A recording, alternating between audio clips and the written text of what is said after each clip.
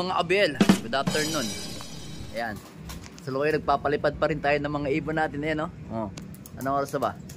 Ayan, no? 5:05 na. So yan, nakaka 45 minutes na mga kabel yung mga ibon natin. Ayan, no? Hataw-hataw sila Romonda. Kasi kanina mga kabel, makwento ko lang. Kaninang tanghali, dumating kami dito mga eksaktong alas 11. Dinala ko yung ibon ko, yung mga lumilipad na yan, bale 10. Bale yung 10 na yun, dinala natin sa likod ng Gendra, sa apalit lang. Kasi nga wala tayong wala tayong time na makapagtos. Doon ko lang itinos yung mga ibon na yan. Pero ganun pa rin, no? Lalakas pa rin Romonda. So, makwento ko lang, nung pinakawalan ko, ito to, papakita ko sa inyo yung yung video. Wala nga lang boses. Ito, pakita ko sa inyo, yan. So, yung ibon na yan, pinakawalan ko yung mga yan kanina. Siguro mga 2011 na. 11:30. So, nung pinakawalan ko sila, yun nga mga abel, nauna pa ako umuwi dito sa bahay, aray ko. Kasi, nakikipag-unahan ako sa ibon kung alin yung mauuna, kung ako ba o yung ibon. Kasi unang toss nga nila.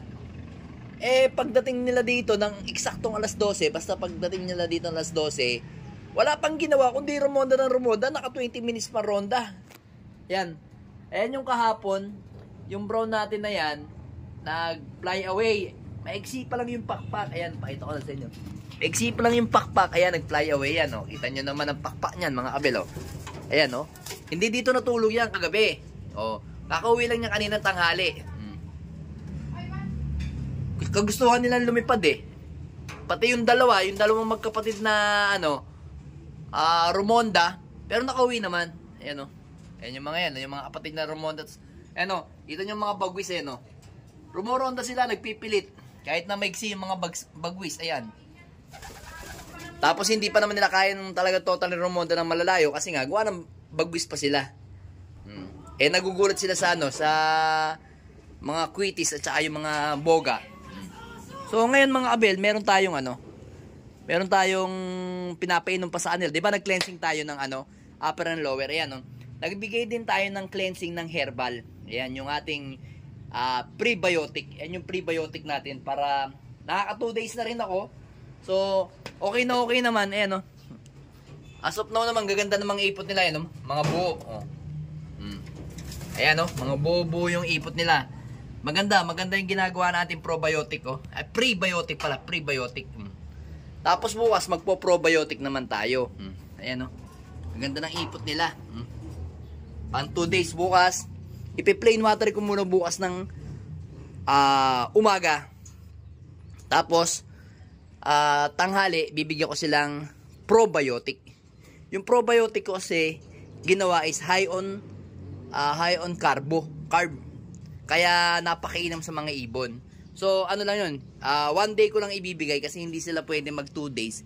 Kasi masyado naman sila magiging mapupuno masyado ang katawan ng ibon natin. So yan, tika lang. Naronda pa kasi yung mga ibon natin. Kahapon hindi ako nakapag-vlog mga abel eh. Medyo busy tayo, meron tayong nilakad. Ito, mga ibon natin, ronda pa. Ang dilim-dilim na. Nagro-ronda pa kayo. Yan, tapos na rin ako magpakain sa mga breeder ko. Then ito yung pakain natin sa mga ibon natin. Wala naman sikreto dyan, no? Yan, no? Yan, no? Walang halo yan. Yan na yung pagkain ng mga ibon natin. Ay, nalabo, yan. So ito, itong breeder natin to parang tagal Romonda. Tagal mag-iga. Ito ni pangalan nito ni Miss Peter tsaka ni Juana. Tingnan nyo naman ang kondisyon ng ibon natin. Ang puputi ng ilong, oh. Puti ng ilong. Bale sila na lang yung walang egg. Ay, tiga. Check ko nga ito kung may egg na. Kayong dalawa may egg na ba? Let's see. Wala pa. Wala pang itlog si si Cooper at saka si JM. Yan, si JM natin yan, nagkaganda. Kondisyon na kondisyon ng ibon natin, no? Solido. Ito kaya malaki na mga sisiw ninyo. Ito.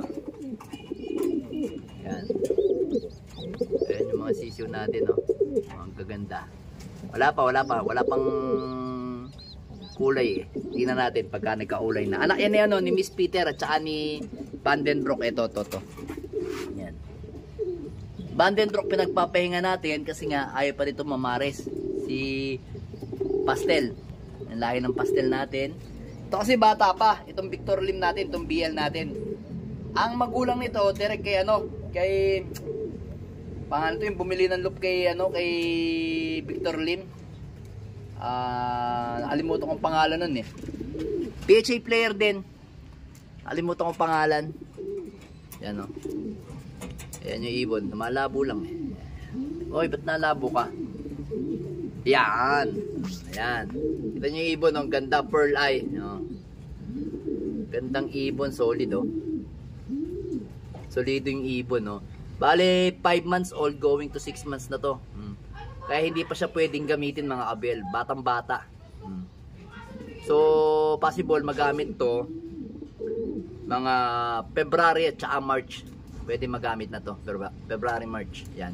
Gagamitin natin South. Kasi may inam yung mga South ng Victor Lim. Then dito naman, update lang tayo. Ayun, bumaba siya. Kaso namamaris na. Kaso ayoko muna batang bata eh. Yan. Yan yung ating foundation na si Maselan.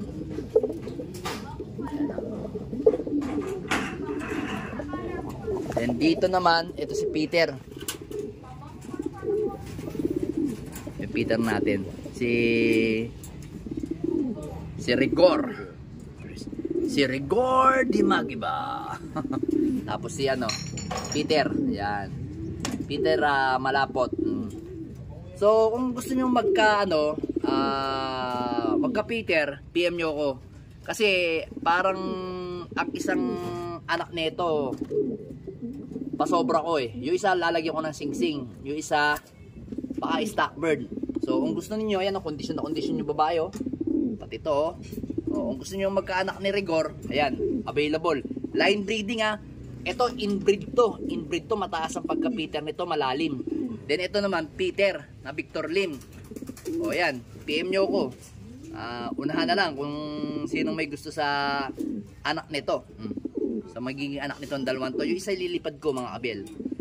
Tapos kapag medyo hindi ganun kaganda yung lipad ng anak kasi nga mataas ang dugo, gagawin kong stockbird na lang. Pero sisingsingan ko. Pero yung isa, stockbird lang talagang gagawin ko. Kasi gusto ko, kung hindi maganda lipad nung magiging anak, patatapusin ko lang ng training tapos gagawin kong breeder. Kasi mataas nga masyado ang Peter, malalim masyado. Kaya gusto ko rin muna ilipad. Testing. Ngayon lang ako maglilipad ng Peter na malalim. Gandang ibon oh. Yan oh. PM nyo ko. Hanggang ngayon, di pa nababa yung mga ibon natin. Anong petsa na? Anong oras na ba? 45 minutes na sila kanina eh. Yan oh. 5:30 na. Ano, 13. Ano? Talagang magigilas sa mga ibon natin. Magigilas sila. Magigilas lumipad. Ayan. Ito pa. Ayan, may egg na to. Ito, mataas naman to na. Mataas naman ng pagka President. Ayan, Johnson President. Nabulol pa. Johnson President. Tapos may pasok din Peter. Ito kasi may pasok na Peter. Ito kasi may pasok na Beckard. Tapos Johnson President. Ayan. Tignan nyo. Solid yan. Solidon solido. Yan. Yan yung mga ano natin. Update natin sa mga ibon. Talagang ano. Masipag lumipad yung mga ibon natin. No? Hataw. Hataw na hataw. Tapos ito na. Ito na yung ano natin. Yung mga ibang ibon natin dito na tinuturuan natin lumakas kumain. So okay na okay naman. Yan, no? Anak ni Maselan yan. Ito to. Anak ni Maselan to. No? Black check. Yun. Maselan din yan. Magkapatid yan, dalawang yan. Parehas ano, naka BBC din yung isa, anak ni Arandok, tapos Peter din yan. Peter din naman to, kaso hindi sila related na pagka Peter. Magkaibang Peter. So yung Peter na eto, ain talaga to, itong dalawang to. Yung lahi ng Peter Maselan ko. Sariling create ko kasi yung Peter na yun, na direkta kay Jenkin Yu yung mga breeder na yun. Tapos ito, Peter ng tropa ko, ng kumpare ko, ayan. Peter, tapos may pasok na Arandok, Johnson Arandok, ayan. Tapos may pasok na pula. So Swerte nga nung nakakuha ng pula sa akin eh. Sana mapatira niya yung mga anak. Kagaya ng nangyayari sa akin. Yan. Yan yung update sa mga ibon natin. Yan o, gutom na mga ibon natin dito. Bumaba na daw kayo. Gutom na ang mga kasama nyo dito sa loop. Tagal nyo rumonda. Aray ko ah.